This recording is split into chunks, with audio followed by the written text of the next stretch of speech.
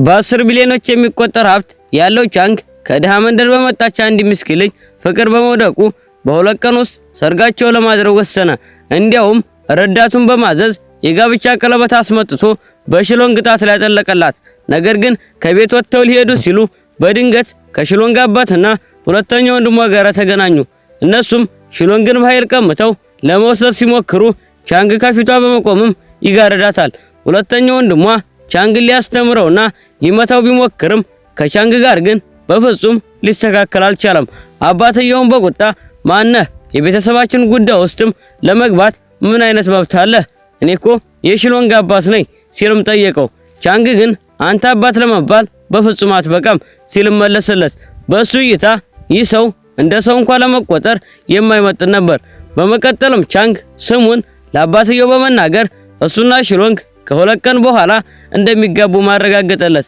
ከእንግዲህ እሷን እንደሚጠብቃትና ዳግመኛ ማንም እጁ ሊነካት እንደማይችልም ነገረው።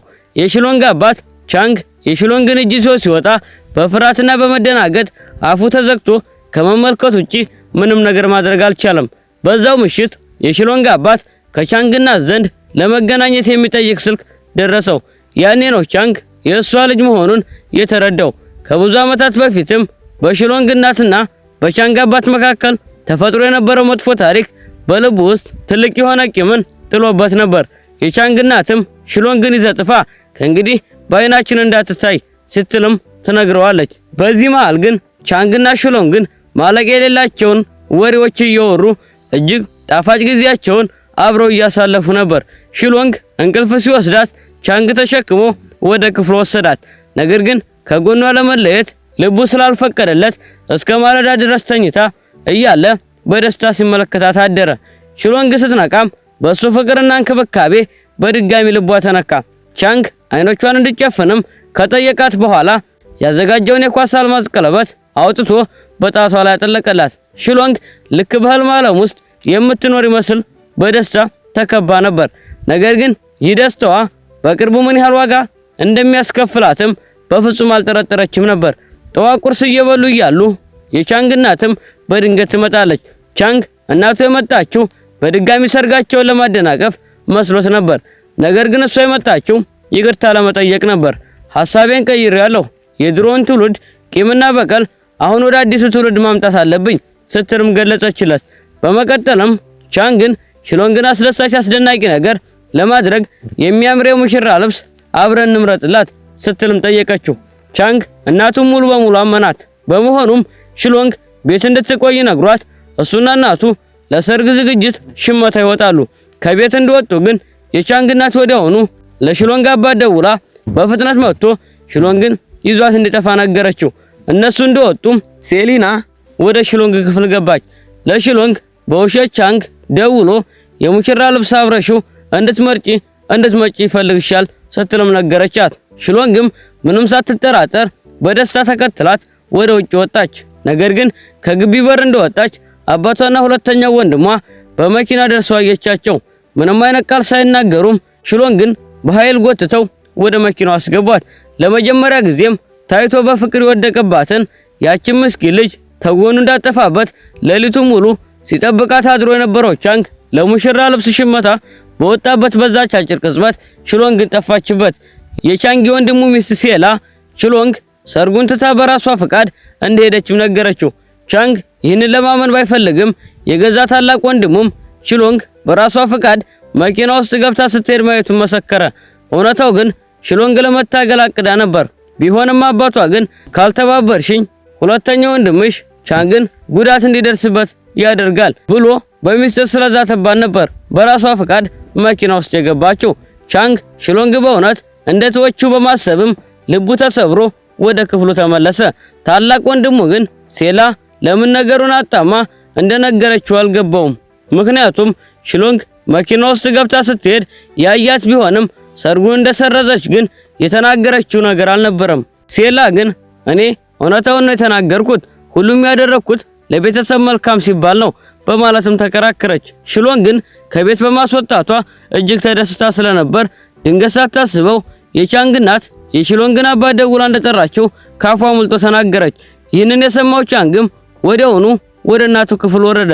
ሴላ ልታስቆመው ብትሞክርም ታላቅ ወንድምየው ግን ያዛት። ቻንግም እናቱን ለምን የሽሎንግን አባት እንደጠራሽና ይሁሉም የሷ ሴራ መሆኑን በቁጣ ጠየቃት።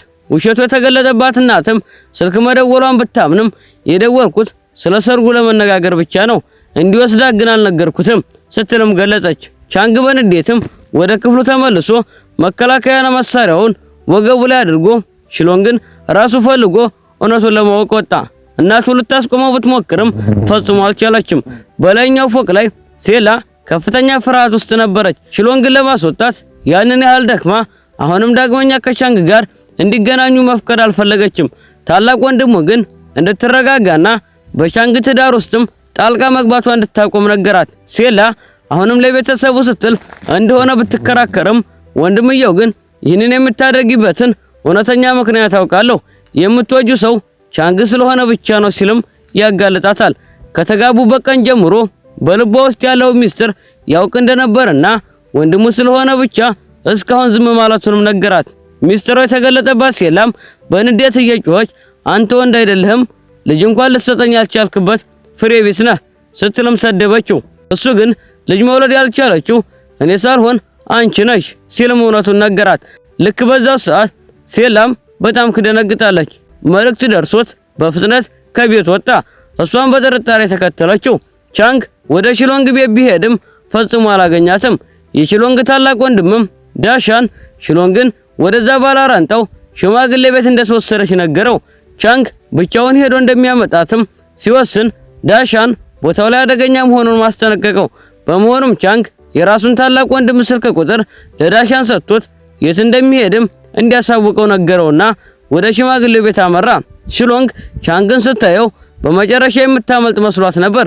ነገር ግን አባቷ ቻንግን ካላባረርሽው ጉዳት ይደርስበታል ብሎ በድጋሚ ስለዛተባት ልቧ እየደማ ለቻንግ ጨካኝ ቃላትን መናገር ጀመረች። ሽማግሌውን በገዛ ፈቃዷ እንደምታገባና ከቻንግ ጋር የነበራትን ነገር ጊዜያዊ ስሜት ብቻ እንደነበር ነገረችው። ቻንግም ይህንን ሲሰማ ልቡ ሙሉ በሙሉ ተሰበረ። በሌላ በኩል ሴላ ባሏን ተከትላ አንዲት ሴት ቤት ስትደርስ በአስደንጋጭ እውነታ ደነገጠች። ባሏ ሌላ ምስጢራዊ ሕይወት እና የ4 ዓመት ሴት ልጅ ነበረው። ሴላ ልትጠላው ብትሞክርም እሱ ግን ከእንግዲህ ምንም እንደማይደብቅና የእሷን አሳፋሪ ምስጢራዊ ፍቅር ለእናቱና ለቻንግ በማሳወቅ ማን እንደሚያምናትም እንደሚያሳይ ነገራት። ሴላ በቁጣ ልትወጣ ስትል ባሏ ከዳሻን ስልክ ተደውሎለት ቻንግ ወደ ሽማግሌው ቤት መሄዱን ሰማና የሚገናኝበትን ቦታ ወሰነ። ይህንን የሰማችው ሴላም ሚስጥሯ እንዳይወጣ በማሰብ ወዲያውኑ ቀደም ሲል ለቀጠረችው ሰው ደውላ የቻንግን ታላቅ ወንድም እንደሚያስወግደው አዘዘችው። በሌላ በኩል ቻንግን አባራ በከፍተኛ ሐዘን ውስጥ የነበረችው ሽሎንግ እጅ ሰጥታ ያለመጠበቅ ስትል ምግቧን ያመጣላትን ሰው መታመልጣ ወጣች። የቻንግ ስልክ ቁጥር ስላልነበራትም ወደ ታላቅ ወንድሟ ወደ ዳሻን ደወለች። ዳሻንም ከቻንግ ታላቅ ወንድም ጋር የሚገናኙበትን ቦታ ነገራት። ሁለቱ ወንድማማቾችም ተገናኝተው ጥቂት ቃላትን ከተለዋወጡ በኋላ የሴላ ቅጥር ነፍሰ ገዳይ በስተጀርባ በኩል መጥቶ መጀመሪያ ዳሻንም በድንጋይ መጥቶ ይዘረረዋል። የቻንግ ታላቅ ወንድምም ያንን ሰው የሴላ ጓደኛ መሆኑን አውቆ በመደናገጥም ሲመለከት ሰውየው ቢላዋ አውጥቶ ሆዱ ላይ ይወጋዋል። ታላቅ ወንድሙም ወዲያውኑ ራሱን ስተወደቀ። ሴላ ለሰውየው ደውላ ነገሩን መጨረሱን ስትጠይቅ ሰውየው ገና አልሞተም፣ ነገር ግን ብዙ አይቆይም አላት። በመቀጠልም ሴላ ለቻንግ ደውላ ታላቅ ወንድምህ ከቤት ወጥቶ ከሽሎንግ ወንድም ጋራ ሊገናኝ ስለሄደ አንድ ነገር እንዳይፈጠር ተከተለው ስትዋሸችው። ቻንግም በከፍተኛ ፍጥነት ወደ ቦታው ቢሄድም ሽሎንግ ቀድማ ደርሳለች። ሁለቱም መሬት ላይ ወድቀው ስታይ ወዲያውኑም ወደ አምቡላንስ ደወለች። የቻንግ ታላቅ ወንድምም ክፉኛ መጎዳቱን ስታይ ደሙን ለማቆም ስትል ቢላዋውን ከሰውነቱ ላይ ስትነቅል ልክ በዛች ቅጽበትም ቻንግ ደረሰ። የሚታየው ትዕይንትም ሙሉ በሙሉ የሚያሳስት ነበር። ቻንግ የወንድሙን ሁኔታ ለመፈተሽ ሲሮጥ ታላቅ ወንድሙም በመጨረሻ እስትንፋሱ ወደ ጨለማው ተደብቆ ወደ ነበረው ነፍሰ ገዳይ እጁን ቢጠቁምም ሽሎንግ ግን በዛ አቅጣጫ ቆማ ስለነበር ቻንግ ወንድሙ እየጠቆመ ያለው ሽሎንግን እንደሆነ አምኖም በከፍተኛ ጥላቻ ተመለከታት። ለ40 ዓመታት ያህልም ብቻውን ሲኖር የነበረው ቻንግ በመጨረሻም የልቡን ሴት አገኘ። ነገር ግን እሷ በጣም ለሚያከብረው ወንድሙ ሕይወት ማለፍም ተጠያቂ ትሆናለች። ብሎ ፈጽሞ አልተጠበቀም ነበር። ልጅቷ ምንም ያህል ስህተት እንዳልሰራችና ቢላዋውንም የነቀለችው ደሙን ለማቆም ብቻ እንደነበር በጭንቀት ብታስረዳም ወንድምየው ከመሞቱ በፊት እሷን እያመለከተ መሞቱ ግን ቻንግ ከጠያቂዋ እሷ እንደሆነችም እንዲያምን አድርጎታል። ብዙም ሳይቆይ የቻንግ እናት ዜናውን ሰሙ። የታላቅ ልጃቸውን መሞት ከፍተኛ ስቃይና ሐዘን ፈጠረባቸው። እውነተኛዋ ወንጀለኛም ሴላ ግን በውስጧ በደስታ እየፈነጠዘች በሐዘን እያለቀሰችም አጎናቸው ቆማ ነበር። በሌላ በኩል የሞተው ወንድምየው በሚስጥር ያገኛት የነበረችው ሴትም መሞቱን በዜና ሰማች። በሽኝት ስነ ስርዓቱ ላይም ተገኝታ ለመጨረሻ ጊዜ ልትሰናበተው ብትፈልግም ሴላ ግን አግኝታ አካባቢውም ታባርራታለች። ከፖሊስ ምርመራ በኋላም በቢላው ላይ የተገኘው የጣት አሻራ የሽሎንግና የዳሻን ብቻ ሆነ።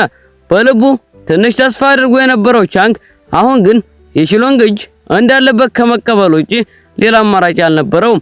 በዛ ሰዓትም የሽሎንግ አባት የሚያሳስበው ነገር ቢኖር ይህን ሁሉ ለሽማግሌው ሰውዬ ፍርድ ሂደቱ ከመጀመሩ በፊት እንዴት እንደሚያስረዳ ብቻ ነበር። የፍርድ ሂደቱም ከመጀመሩ በፊት የሽሎንግ አባት ዳሽንን እቅፍ አድርጎ በመምሰል በጆሮ ጥፋቱን በሙሉ በራስ ላይ ካላደረግህ ሽማግሌው ሰውዬ መላው ቤተሰባችንን ያጠፋዋል ሲልም በሹክሹክታ አስጠነቀቀው። ዳሻንም እንደተባለው ከመቀበል ውጪ ሌላ አማራጭ አልነበረውም። በዚህ ምክንያትም ሽሎንግ በፍርድ ቤት በነጻ ተለቀቀች። ቻንግ በዚህ ውሳኔም በጭራሽ አልተደሰተም። ስለዚህ ለወንድሙ በራሱ መንገድ ፍትህ ለመስጠት ወሰነ። በመሆኑም ሰዎቹ የሽሎንግን ቤተሰቦች እንዲያዘናጉ ካደረገ በኋላ እሱ ራሱ ወደ መታጠቢያ ቤት በመሄድ ሽሎንግን በኃይል ወስዶ በግዙፉ መኖሪያ ቤት የዕቃ ማከማቻ ክፍል ውስጥ ይዘጋባታል። ሽሎንግ በገዛ ፍቃዷም ጥፋቷን ካላመነች በስተቀር ሊለቃት አልፈለገም። ሽሎንግ ንጹህ እንደሆነች ምንም እንዳልሰራችና የምትወደው ሰው እሱ ብቻ እንደሆነም ደጋግማ ብታስረዳውም ቻንግ ግን በልቡ ያለውን ፍቅር አፍኖ በሩን ዘግቶባት ሄደ። የቻንግ እናትም ይህንን ባወቁ ጊዜ ለታላቅ ልጃቸው በራሳቸው ልጅ ለመበቀል ወሰኑ። በመሆኑም በሌሊት ቢላ ይዘው ወደ ዕቃ ማከማቻ ክፍል ውስጥ በመምጣት የሽሎንግን ሕይወት ለማጥፋት ሞከሩ። በዚህ ወሳኝ ቅጽበት ግን ቻንግ ደርሶ እናቱን አስቆማቸው። እናቱም በዚህ ድርጊት ምክንያት የራሳቸውን ሕይወት እንዳጡ ስላልፈለገ ሽሎንግ ጥፋቷን አምና በሕግ ፊት እንድትቆም የማድረግ መንገድ እንደሚያገኝም ቃል ገባላቸው። በዚህ መካከል ሴላ የራሷን እቅድ መተግበር ጀመረች። ልቧ እንደተሰበረ በመምሰል ከዚህ ቤተሰብ መውጣት እንደምትፈልግ ተናገረች። ባሏን ካጣች በኋላም በዚህ ቤት ውስጥ መኖር ምንም ትርጉም እንደሌለውና ባሏን የገደለችውን ሴት እያየችም በአንድ ጣራ ስር መኖር እንደማትችል ገለጸች። የቻንግ እናትም እንድትቆይ አጥብቀው ቢለምኗትም እሷ ግን መሄድን መረጠች። የሁለቱ ቤተሰቦች ቀድሞ የንግድ አጋሮች የነበሩ ሲሆን የሴላ ወላጆቹም ቀድሞ ስላለፉ የቻንግ እናት እንድትሄድ ጨርሶ አልፈለጉም። እንደ ባህሉ ከሆነ እሷ የባሏን ወንድም አግብታ በዛው ቤተሰብ ውስጥ መኖር ትችላለች። እናም የቻንግ እናት እንድትቆይ ካደረጉ በእርግጠኝነት ከቻንግ ጋር እንዲገቡ ይደረጋል። ይህ ደግሞ ሴላ ልታሳካ የፈለገችው እውነተኛው ዓላማዋ ነበር። ልክ ሴላ እንደጠበቀችውም የቻንግ እናት እሷን ለማስቀረት ይህንን ሐሳብ አነሱ። ሴላም ወዲያውኑ ድራማውን በመቀጠል ይህ እንዴት ሊሆን ይችላል? እኔ እወደ የነበረው ታላቅ ወንድምየውን ነበር። ቻንግን ደግሞ እንደ ታናሽ ወንድሜ ነው የማየው በማለትም እምቢተኛ መስላ ቀረበች። ሆኖም ግን የቻንግ እናት ከተናገረች በኋላም ሳታቅማማ የተስማማች በመምሰልም እሺ ትላለች። በመቀጠልም የቻንግ እናት ውሳኔውን ለቻንግ ነገሩት። ቻንግም ይህንን ሲሰማ በጣም አስቂኝና የማይመስል ነገር ሆኖ አገኘው። ወንድሙ ገና አሁን ማለፉንና እንዴት እንዲህ ያለ በደል በሱ ላይ እንደሚፈጽምም ጠየቀ። ነገር ግን የቻንግ እናት አቋማቸው ጠንካራ ነበር። ሴላኔ በሚገባ መንከባከብም ለወንድሙ ክብር መስጠት ያህል እንደሆነም ነገሩት። ለጊዜው ቻንግ እናቱን እንዴት ሐሳባቸውን እንደሚያስቀይራቸው ግራ ገባው። ሽሎንግ ጥፋቷን እንድታምን ለማድረግም ወደ ወንድሙ መቃብር ወስዶ በፊቱ እንድትጸጸት አስገደዳት። እሷ ግን አሁንም ምንም እንዳልሰራች ተናገረች። በመቀጠልም ወንድሙ ወደ ሞተበት ቦታ ወስዶ በሚገባ እንድትመለከት ነገራት። ሽሎንግ ግን አሁንም የማንንም ሕይወት እንዳላጠፋችና ካላመናትም እሷን መግደል እንደሚችልም ትነግረዋለች። ቻንግም ምንም አልተናገረም። ወደ ቤት ከተመለሰ በኋላም ለእናቱ ሴላን ለማግባት መስማማቱን ነገራቸው። የቻንግ እናትም ወዲያውኑ ወደ ውስጥ ገብተው ለሴላ ዜናውን ነገሯት። ሴላ ይህንን ስትሰማም በደስታ ልትፈነዳ ምንም አልቀራትም። ቻንግ ሽሎንግን ከነበረችበት መኪና ውስጥ አወጣት። ሁለቱም ወደ ቤት ሊገቡ ሲሉ ያቺ ወንድሙ በሚስጥር ያገኛት የነበረችው ሴት ከልጇ ጋር መጣች። ቻንግም ግራ በመጋባት እነማን እንደሆኑ ጠየቀ። ሴትዮዋም የሞተው ታላቅ ወንድምየው የልጇ እውነተኛ አባት መሆኑን ተናገረች። ይህ ነገር ይመጣል ብሎ ፈጽሞ አልተጠበቀም ነበር። ልጅ መውለድ አይችልም ተብሎ የሚታሰበው ታላቅ ወንድሙም ከቤተሰብ ውጪ ሌላ ሴት ወልደዋል። ሴትዮዋም ማስረጃውን ይዛ ስታየው ከማመን ውጪ ሌላ አማራጭ አልነበረውም። በመሆኑም ይዟት ወደ መኖሪያ ወደ ቪላ ያመራል። መጀመሪያ ላይ የቻንግ እናት ሴትዮዋ የታላቅ ወንድሙ ጓደኛ መስሏቸው ነበር። ነገር ግን ቻንግ በሴትዮዋና በታላቅ ወንድሙ መካከል ያለውን ግንኙነት ሲያስረዳቸው ነገሩ ተቀየረ። ሌላ ከፍተኛ በሆነ ሁኔታም ትደናገጣለች። ምክንያቱም ሴትዮዋ እዚህ ቤት ትመጣለች ብላ በጭራሽ አልጠበቀችም ነበር። ከፍተኛ ጥራት ያደረገችው እቅድም ሊሳካ ጥቂት ቀን ሲቀረው መሆኑንም በንዴት እንድትቃጠል አደረጋት። በክፋትም ትመለከታት ጀመር። የቻንግ እናትም ቢሆኑ ሴትዮዋን በቀላሉ አላመኗትም። የታላቅ ወንድሙ ስም ተጠቅማ ገንዘብ ልትበዘብዝ የመጣች አጭበርባሪ አድርገውም ያስቧት ጀመር። ሴላ ከጎን ሆናም በፍጥነት ሀሳባቸውን በመደገፍ ሴትዮዋ ሌባ መሆኗንና ከቤት መባረር እንዳለባት ተናገረች። በዚህ ጊዜ ግን ሴትዮዋ ለሴላ ትወናሽን አቁሚ ስትል ማስጠነቀቀቻት። ታላቅ ወንድምየው ለብዙ ዓመታት የሴላ ሚስጥር ጠብቆ የኖረ ሲሆን አሁን ግን እውነቱ ለሁሉም የሚነገርበት ጊዜው ደርሷል። የቻንግ እናትም ግራ ተጋብተው ሳለ ቻንግ ሴትዮዋ የሰጠችው ማስረጃ ወጣ። እሱም የታላቅ ወንድሙ የሕክምና ሪፖርትና ከሴትዮዋ ጋር አብሮ ሲኖር የሚያሳዩ ፎቶግራፎች ነበሩ። ያኔ ብቻ የቻንግ እናት ግንኙነቱን አመኑ። ታላቅ ወንድምየው ልጅ መውለድ የሚችል ከሆነ ታዲያ እሱና ሴላ ለምን ልጅ አልወለዱም? ወይስ መውለድ የማትችለው ራሷ ሴላ ነበረች? ሴላ ወዲያውኑም ለቻንግ እናት ውሃ ለማምጣት በሚል ሰበብ ፈጥና ወደዛው ወጣች። በዛው ቅጽበትም ትንሽዬዋ ልጅ እናቷን ፍለጋ እየሮጠች መጣች። ሴላ ሴትዮዋን ለብቻዋ ወስዳ አስጠነቀቀቻት። ቀደም ሲል መገናኘታችንን ለአንድም ሰው እንዳትናገሪ፣ ካልሆነ ግን ልጅሽን ዳግመኛ እንዳታያት አደርጋለሁ ስትል ማስፈራራቻት። ሴትዮዋም በከፍተኛ ፍርሃት ተዋጠች። ሴላ ውሃውን ይዛ ከተመለሰች በኋላ የቻንግ እናት ሴላ የምትናገረው ነገር ካለ ጠየቋት። እነዚህ ሁሉ ዓመታትም ስትዋሺ ነበር ይሏታል። ሴላ ግን መውለድ የማልችለው እኔ መሆኔን ለቤተሰቡ እንዲናገር በተደጋጋሚ ጠይቀው ነበር፣ እሱ ግን ከለከለኝ በማለትም ተዋሻለች። አሁን ግን ከሌላ ሴት ልጅ እንደወለደ ስታውቅ ክደቱ እየጎዳትም ትናገራለች። የቻንግ እናትም ያመኗት ስላልመሰላት ልቧ እንደተሰበረ አስመስላ ከዚህ ቤት መውጣት አለብኝ ስትልም የሐሰትን በዋና ፈሰሰች። ነገር ግን የቻንግ እናት አትሄጂም ብለው ይለምኗታል። የታላቅ ወንድምየው የቅድሚያ ሚስትና ልጅም ለጊዜው ቪላ ውስጥ እንዲቆዩ ይደረጋል። ቻንግም ወዲያውኑ የዲኤንኤ ምርመራው እንዲደረግ ትዕዛዝ ሰጠ።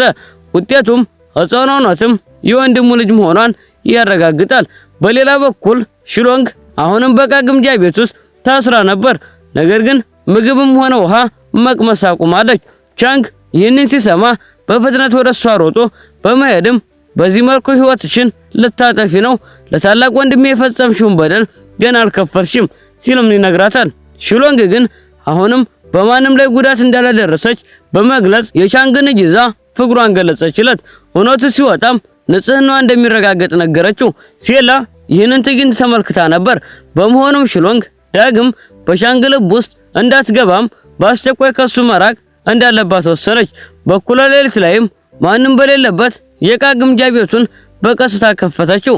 ሽሎንግ የተከፈተውን በር ስታይ ብዙም ሳታስብ ቦርሳዋን ይዛ ወጣች። ሴላ በዚህ አጋጣሚ ከደሰተች። ምክንያቱም ሽሎንግ ከሄደች በኋላም ከእንግዲህ ለቻንግ ፍቅር የሚወዳደራት ማንም አልነበረም። ሴላ በሚስጥርም ወደ ቪላው ስትመለስ ከቻንግ እናት ጋር ተገጣጠሙ።